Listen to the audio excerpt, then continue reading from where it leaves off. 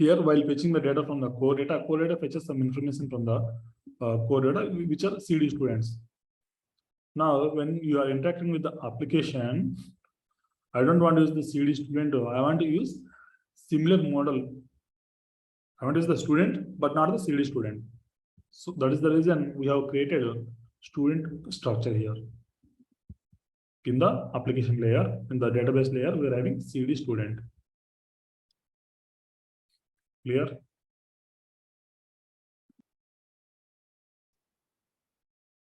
Imran? Yes, sir. Got it clear. Yeah, I don't want to use CD student. Just tell me. DNREDDi I have it here. So while fetching, for example, have student multiple records like student name Shiva and DNREDDi there. So I want to fix the DNREDDi object. Okay, for example, here fix the students, right? So I want to fix the particular DNREDDi object from the CD, right? So when we, for example, we are already giving the UUID, right? Particular ID. Yes. So Shiva and DNREDDi have two UUIDs. So I want to fix the particular ID. We are giving the particular ID right here. So when I give the particular UUID, so it will give the particular ID, right? Why should we use the dot first? So you told me like when you give the fixed context that fixed request, we are getting the multiple records. In the multiple records, we should use the dot first. We have to call the dot first. So my doubt is when I give the particular UID, so why this is the return to the particular object, right? Yes. So why is give the multiple objects? And why should I call the dot first? What is this? This is a string. Yes. The string, this fetch method does not understand whether it returns single record or multiple records. Okay. Here I can put name only. I want to put UID. If assume that if UID is not unique, what it returns? It returns multiple things, right? If UID is not unique. Okay. Fetch is a method which returns collection of objects. You can see the return type. What it returns? Collection of objects. Collection of T. Collection of T means in this case student. Array of student returns. Since it is returning array, taking it. Here this is string. We know this is unique, but the system does not know whether it is unique or not. If you give name here, it cannot understand. Since user is used name, I need to return only multiple records. Since user is used UID, I need to return only one record. The system does not know. Fetch is a method which returns the collection of objects. We know it returns multiple objects. In this case, it returns only multiple objects. But I want to take first object. If you use name something, by using name also, assume that in the database, a person, only one person is having particular name. That case, it will not. It returns single object, but in the form of array only. Oh, okay. Okay. This is the return context, return the multiple. For example, student have 3 records. It return 3 records. At the same time, when we give the NSPT format, some UUID, some name, dot first, like, so which is the given name? Manam edaithe name istamo, adi a particular name record fetch chestundi, right?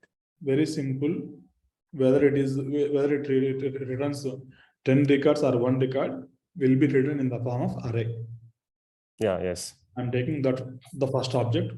In this case, we get only 1 record, so I'm taking first. Even if I get multiple records also, I'm just trying to read the first only. First, yes, we return the first object, right?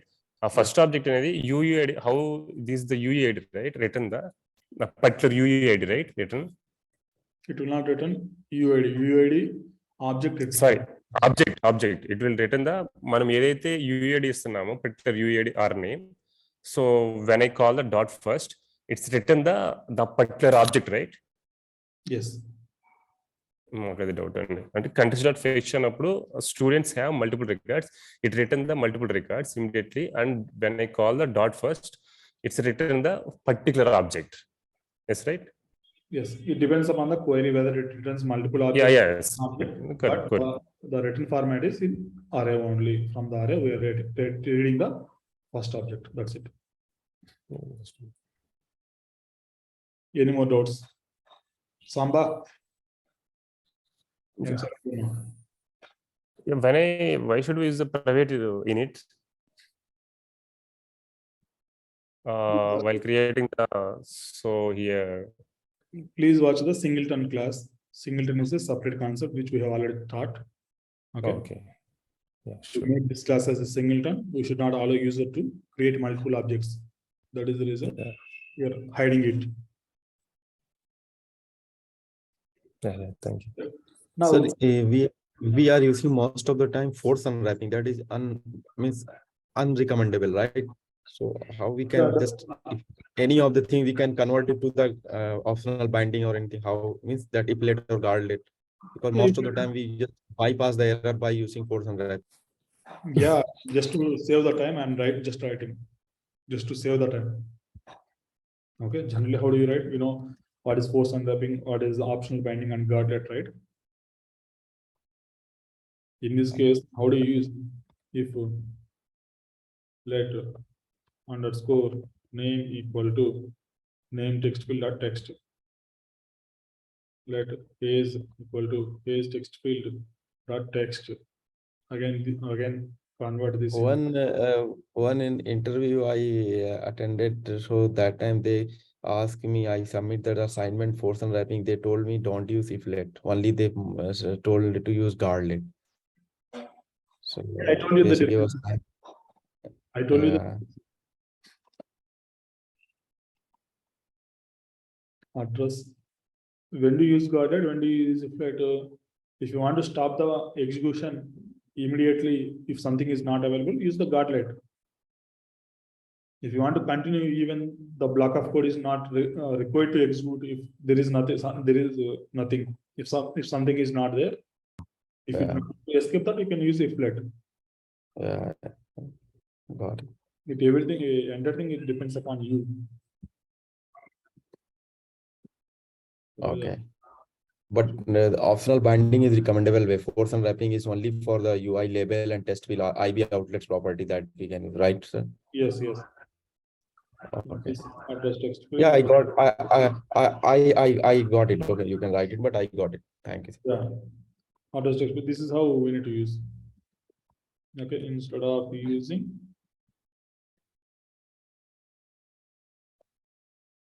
name text field here, name is text field is address text field address.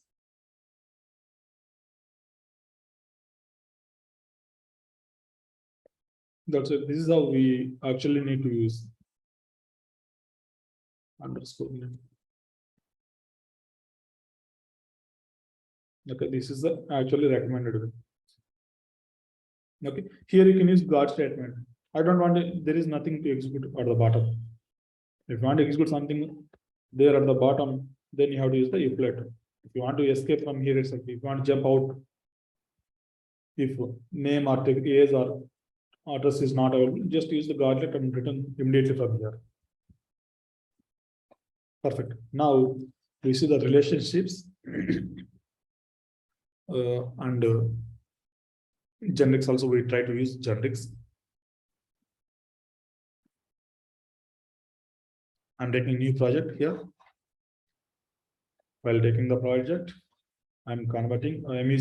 I'm checking this. Use CoreData.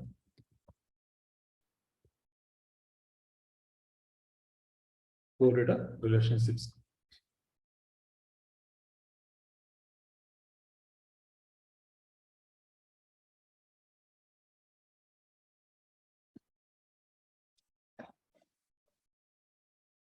Okay. The additional thing which we got is persistent container and context. Say for these are the two additional things which we got: persistent container and save context. What we do is whatever we did previously.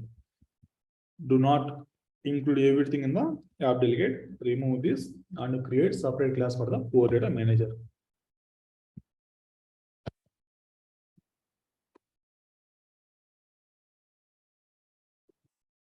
CoreData manager.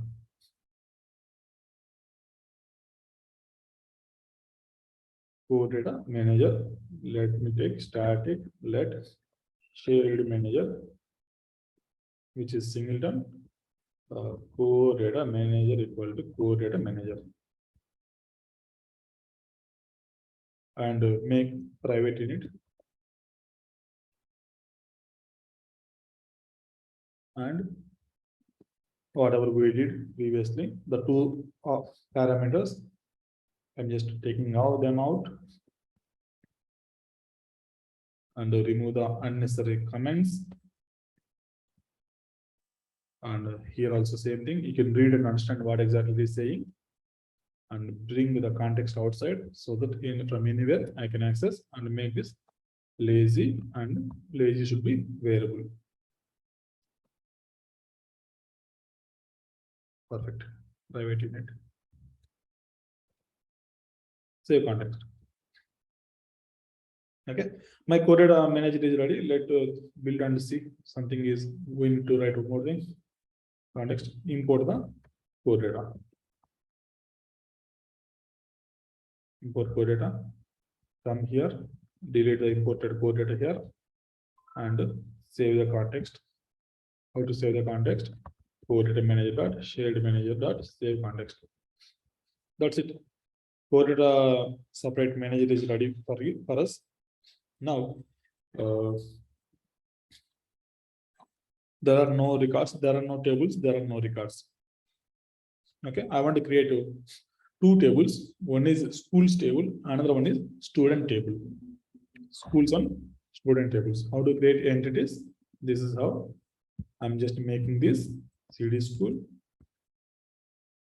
One more entity, CD student.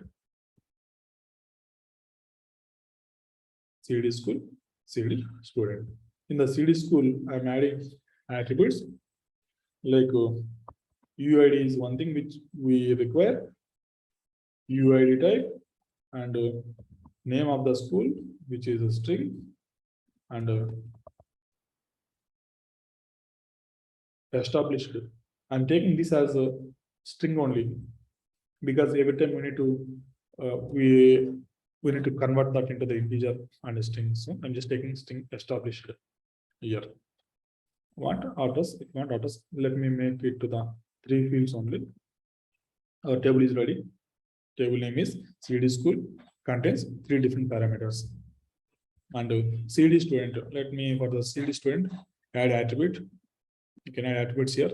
Let's go to the table way and see attribute name, which is a string, UID, which is required, unique identifier, which is UID. Let me take yes, again in the form of string only. Recommended way is take the integer. Yeah, perfect. Our 2 tables are ready. Our 2 tables are ready. One is schools table, another one is student table. Okay. In CD schools, so we can save all schools information. In CD students, we can save all the student information. Now we can set the relationship between these two. How to set the relationships? Go here and we're having school, right? In the school, I'm adding new relationship to the student. To student, I just give it some name. To student is the relationship, and destination to whom? Student. Now see the diagram. School can contain student. School can contain student. I just want to make this multiple. First thing, what we did is flow definition is equal to manual. For this also do it manual code generation. This relationship is 1-to-1 relationship actually. 1-to-1 school can contain 1 student. This is not the real time. One school can contain multiple students, right? Let's see if we have something to change that relationship. CD school, apparent, code gen, manual, nothing. Let's see, go here and select the relationship one to many. It says that one school can contain multiple students. That is the meaning. One school can contain multiple students. But one school or one student is only studies in one school at a time. One student can study in only one school at a time. If you want to get the information about now here from the student school, I can get who all are the students studying. Who all are the students studying in that school. But once I know the student, I cannot know in which school he is studying. To know that, we also need to have relationship from CD student to school. Now let me do that. CD student, go to the CD student.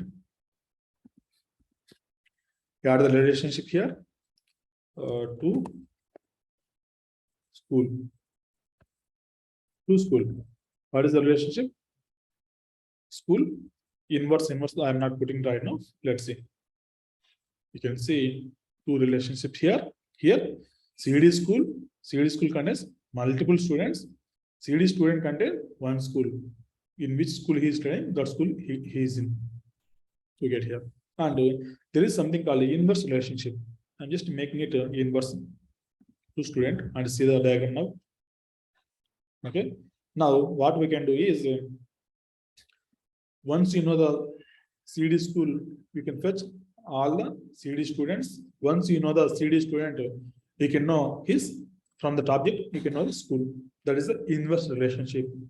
In interviews, they will ask you, what are the different relationships we are having? One to one and one to many. You can see here, one to one and one to many. One to one and too many.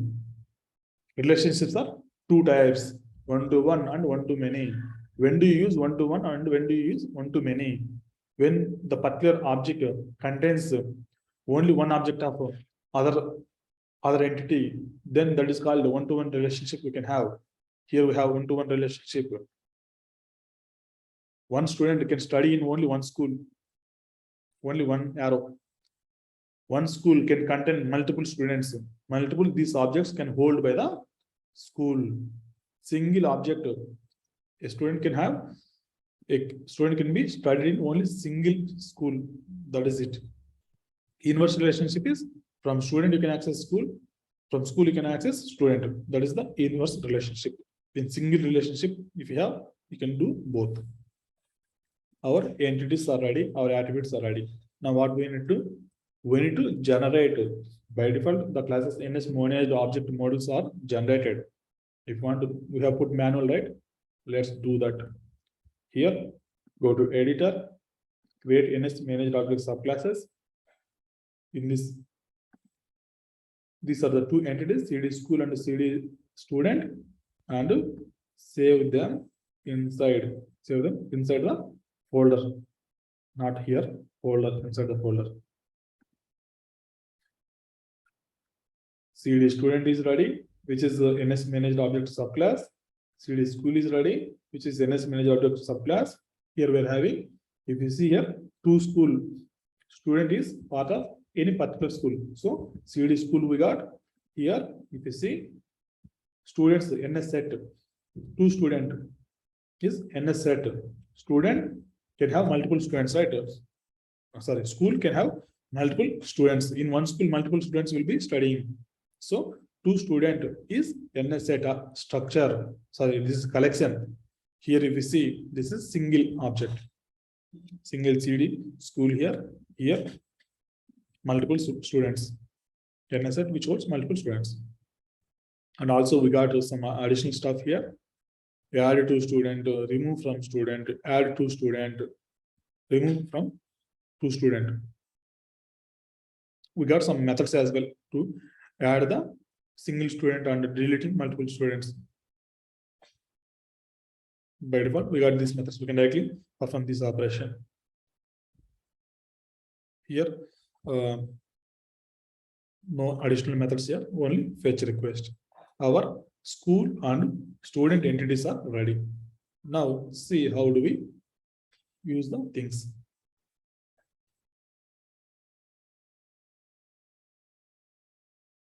This is view controller. This is a schools view controller. Schools view controller. Schools view controller contains the schools objects. Similarly,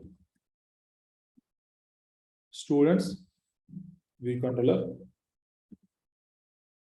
Student view controller codes. Students. To add the student, we can have the plus button here.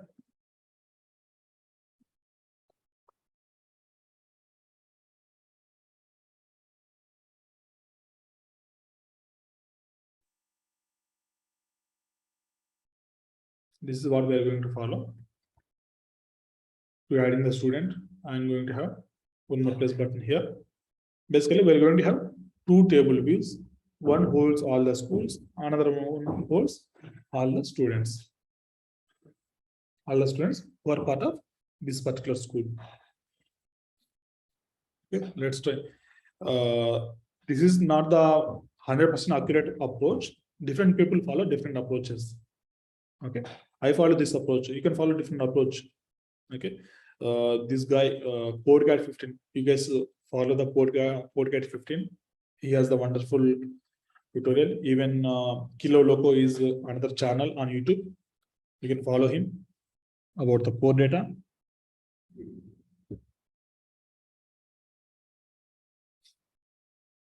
Anyways, this is going to be our application structure. Anyways, go here and create.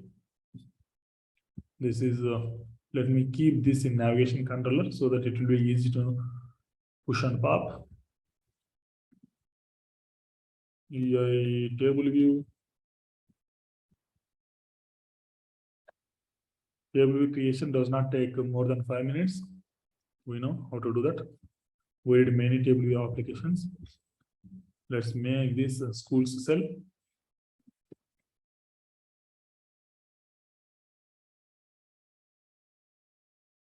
Schools, add button, bar button item is going to be add custom item, add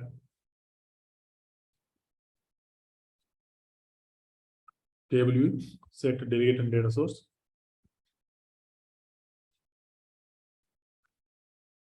That's it.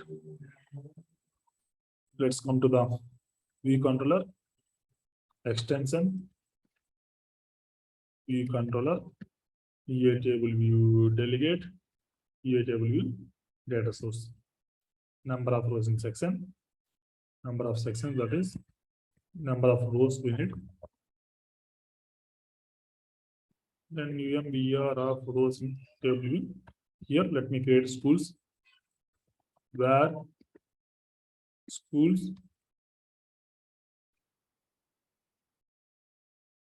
let me create mapping models for these two first. Okay, let me create models.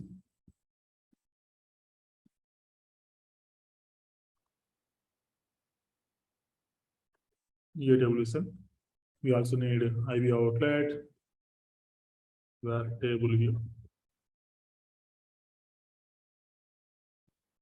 Our table view is ready with 0 data. Let's create command N school struct school. Okay, little difficult. Anyways, let's write name of the school, which is string. Established is again string. Letter students. I'm going to have students here.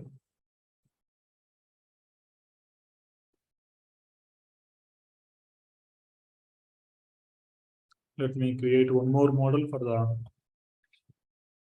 student.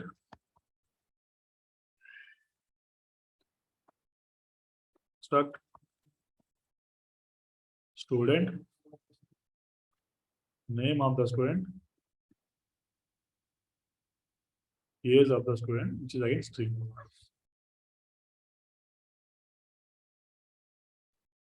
We have the relationship, right? School, which is school. Here we have the relationship, which is student. Perfect. Only two attributes, right? UID. UID is the one thing, which is UID is UID. Similarly, UID.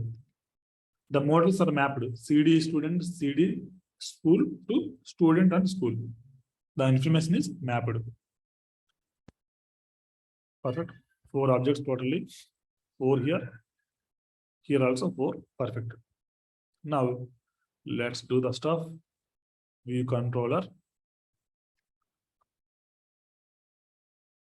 Where schools, which is empty or present. Here number of schools written schools dot count. Here if always let cell equal to table view DQ resume cell with enter school cell which we have put. Let a school equal to schools of index path dot row cell dot text label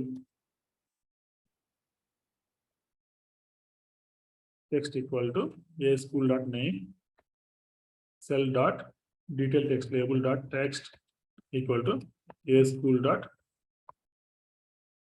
established. Finally, return cell. That's it. Okay. Here we need to load the records. Load data. We need to ask CoreData to load the information. Here, load data. That's it. Here, go here, set the outlet, table view. And when user clicks on plus icon, we need to take him to the new view controller, UI view controller.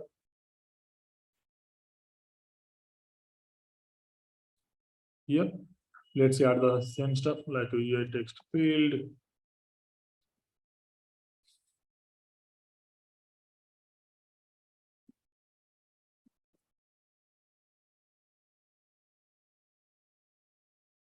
Only 2 things you have, right? Yeah, only 2 things. Name and established. Set some different color, different background color.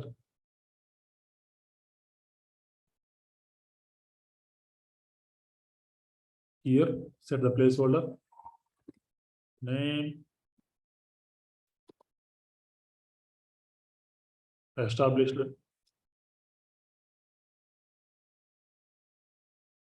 Set the outline constraints. From the top, let's have 40 pixels, 20 and 20, bottom also 20. This make 20, 20, that's it. And save and cancel.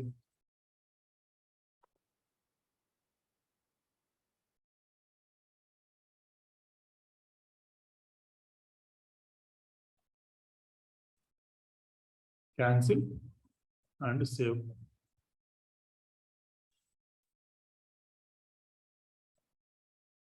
Let me keep these two in stack view.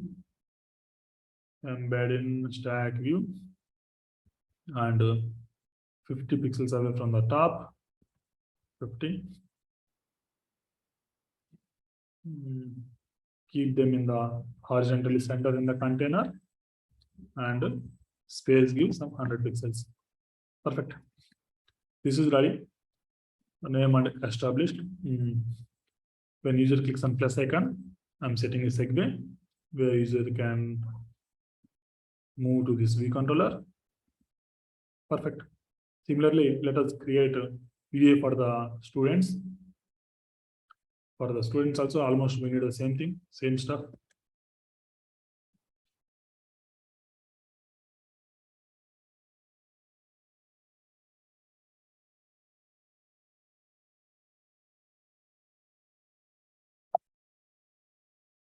Take the schools.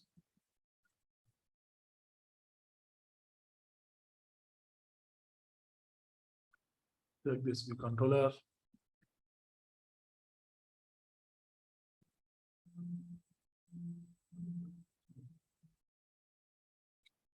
When user clicks on any table cell, we move to the particular that school. So I'm giving segue from here. Show students, and when a user clicks on plus icon, user can add new student, name of the student, and age of the student,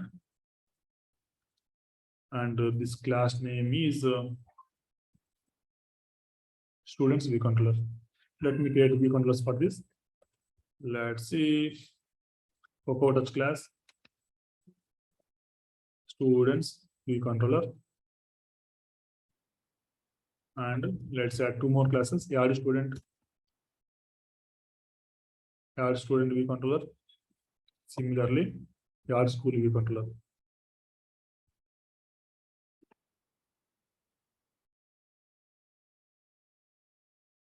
All view controls are ready.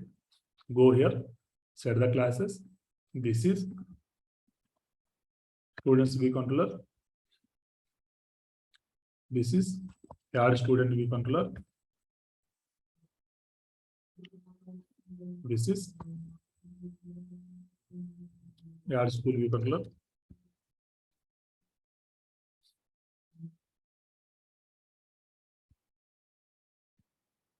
Perfect. Everything is ready. Let's set the outlets. For this, we need table views. Let's copy paste this. View controller, right?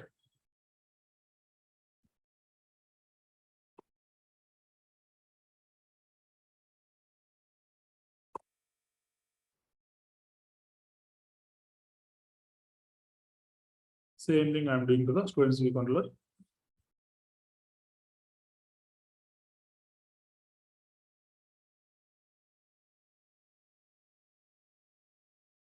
Students view controller.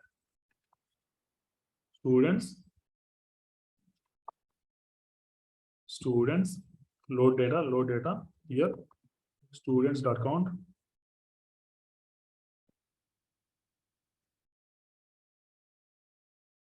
Here the extension is this. Go here, select all, Control I for formatting. Perfect. Here students,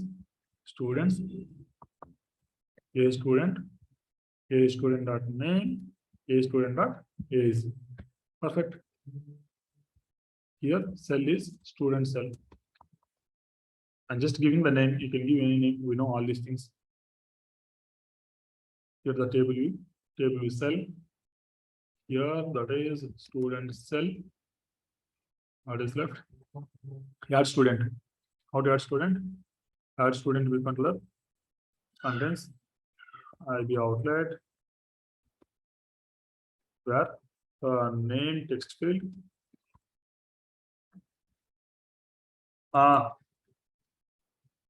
Name text field, age text field. And also we have two methods, right? Cancel.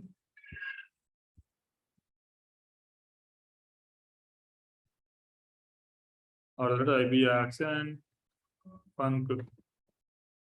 Cancel. IB action. Save. Same thing here as well. Name. Establish text field. Go here. Add schools view controller. Name text field. Established text field. Cancel. Save. Here also same thing. Age text field. Age text field. Name text field. Cancel text field. Save text field. Everything is ready. Okay. the CoreData methods which we need to add for creating, updating everything. Okay, we see that tomorrow.